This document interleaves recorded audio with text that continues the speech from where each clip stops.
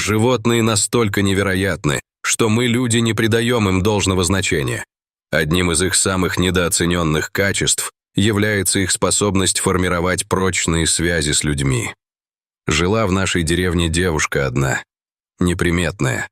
Все одна ходила, ни с кем не встречалась. Мать у нее была деспотичная, почти фанатка религиозная.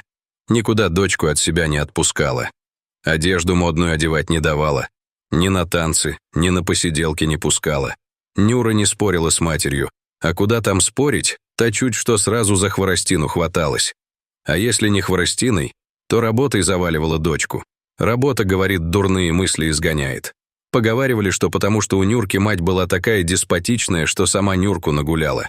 Поверила одному красавцу, а тот ее беременную бросил. Вот она на всех мужиков и ополчилась. Нюрка от парней шарахалась. Одна у нее была отрада, когда Нюрке 18 исполнилось. Ей разрешили работать на ферме. Мужиков там не было, только доярки.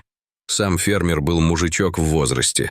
Женатый, по мнению матери и Нюрки, не представлял угрозы для благочестия ее дочери. Когда Нюрка стала на работу ходить, она расцвела. Девушка она была добрая, общительная.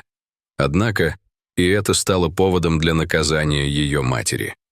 «Что-то ты уж больно счастливая с работы приходишь. Чей там не работаешь, а с парнями обнимаешься, грязная девка?» — орала на нее мать. «Да что вы, мама, откуда там парни-то? Вы же сами видели, что там только женщины работают», — оправдывалась Нюра. «Да сейчас и женщины все испорченные, ты их не слушай. Они тебе и обо мне будут всякое говорить.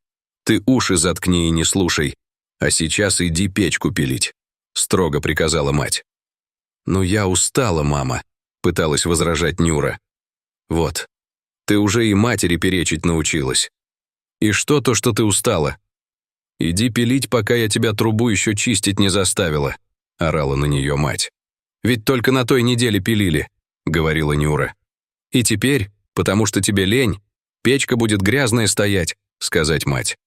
В общем, только глупый не видел, что Нюркина мать умом поехала. Мать полностью подавила ее волю и психику. Видимо, девушка боялась, что мать увидит какую-то радость у нее на лице. Это было просто верх покорности. На ферме был старый конь. Он был уже больной. Ел, гулял и наслаждался жизнью. Нюра подружилась с ним. Раз уж мать не разрешала ей общаться с людьми, то против коня она же не будет. Нюрка носила старому коню угощение. Больше всего он любил черствый хлеб. Пока он жевал хлеб, Нюрка гладила его и заплетала косички.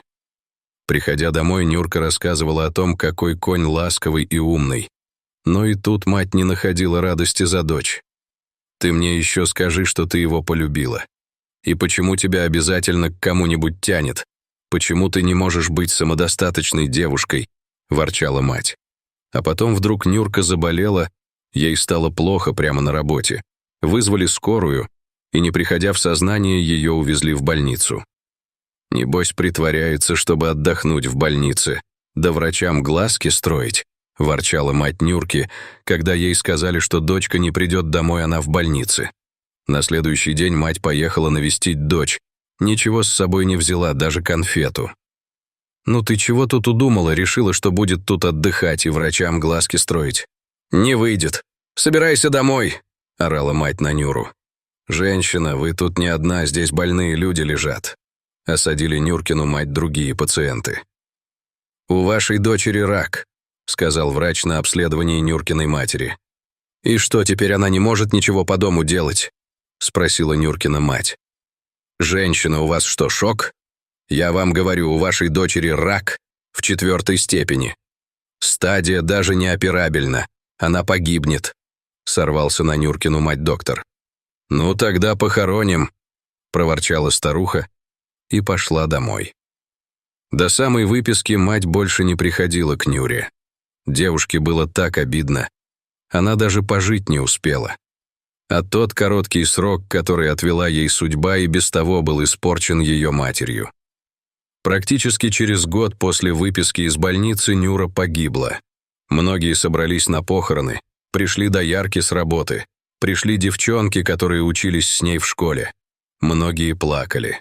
Только мать не проронила ни слезы, она стояла как каменная. «Хватит тут уже сопли распускать. Бог дал, Бог взял», — ворчала старуха. Вдруг неожиданно раздался топот. Вихрем с пылью летел старый конь. Он прыгнул с разбега прямо в яму и стал топтать крышку гроба. Конь был большой, тяжелый. Никто не решался его остановить.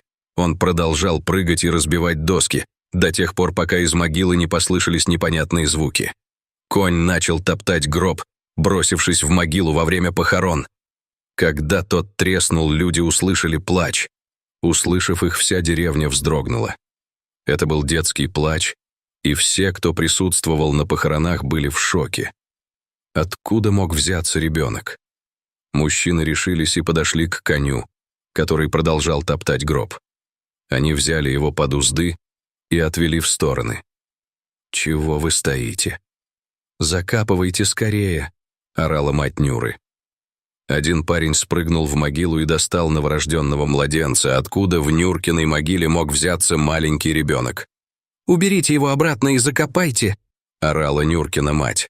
Пришлось вызвать скорую и увезти старую женщину в психушку. Участковый провел целое расследование и выяснил. Оказывается, после больницы Нюра приехала уже в деревню беременная. Она долго скрывала это. Нюра была непреклонна. Она знала, что все равно умрет, и решила оставить ребенка. Рожала Нюра дома и лишь немного успела подержать малыша на руках. Мать девушки решила, что ребенок будет ее позором, и скрыла его появление. Готовив хоронить дочь, она положила его вместе с ней. И только старый конь, почувствовав, что с ее подругой случилось несчастье, и рожденного ею ребенка, побежал его спасть. Только благодаря коню и его решимости он смог спасти ребенка. История лошадей начинается с влажных и густых лесов американского континента.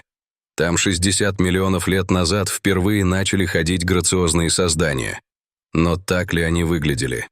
Считается, что прародители лошадей были не больше собачки и назывались эогипусами. Эогипусы чем-то напоминали маленького олененка, вот только копыта имели сразу несколько пальцев.